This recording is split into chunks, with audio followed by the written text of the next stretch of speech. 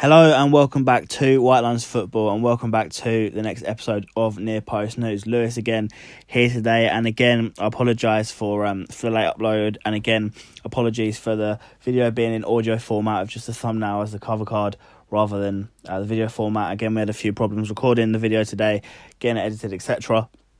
But we promise that next Friday, Near Post News will be back in audio form in the usual format. So we will crack straight on with the news.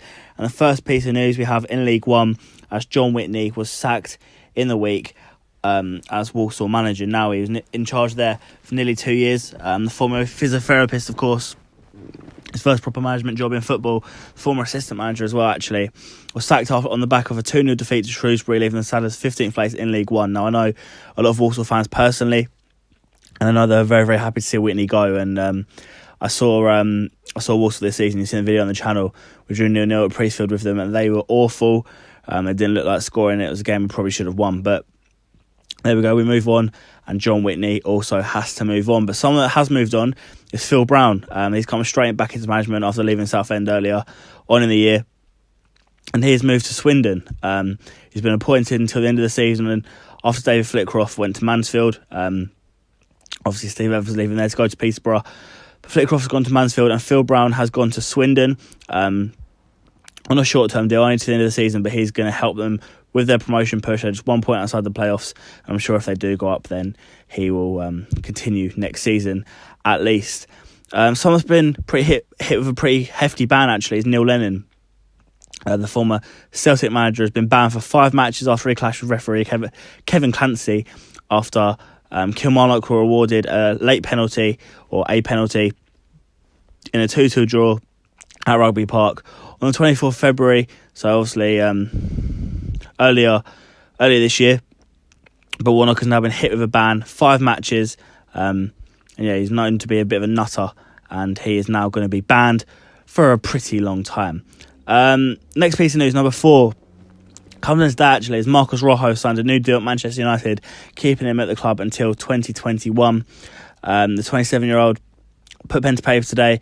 He's really impressed. Mourinho was very, full of positive words and praise for Rojo. I'm a big fan of him as well.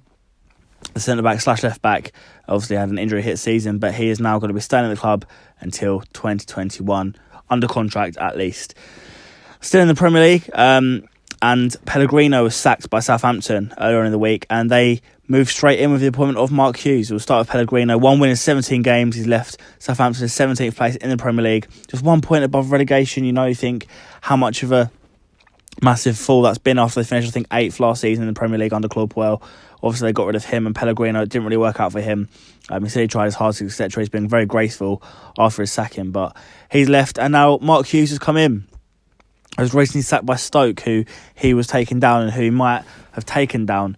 And I just think it's an interesting one because he was taking Stoke down. What's going to be the difference at Southampton? And, you've got that manager merry-go-round again in full swing. And I think I've lost a lot of respect for Southampton this time because I think they've always gone for sort of the approach of, Pochettino, Coman, Pellegrino, like ambitious appointments. But now they've just fallen into that trap of appointing a recycled older manager in Mark Hughes. And I think Southampton are going to be in real trouble for the rest of the season. Next piece of news, number 6, I'm sure it's one you've all seen, is that Jamie Carragher has been suspended by Sky until the end of the season at least, after he was caught on video spitting at a 14-year-old girl on the motorway after being goaded by her father following a loss to Manchester United. So if you haven't seen the video, the father's driving and videoing on his phone, which is illegal. We may just stress that, with his 14-year-old daughter in the car, but he was filming Carragher saying, "Hey, 2-1 Jamie," obviously after Jamie's former side Liverpool lost 2-1 to Manchester United, and Jamie Carragher simply spits at the man, hits his 14-year-old daughter, and Carragher has been suspended. He has apologised, but he won't be seen on our TVs until next season at least, I'd have thought. Next piece of news is about Gylfi Sigurdsson, and he's been hit with a 6 to 8 week sideline injury. That didn't make any sense, but he's been hit with an injury that was sidelined him for 6 to 8 weeks. There we go. That's a lot better. Sam Allardyce, his manager, has rubbished the rumours and says he will play again for the Toffees this season, so that'll be great for them.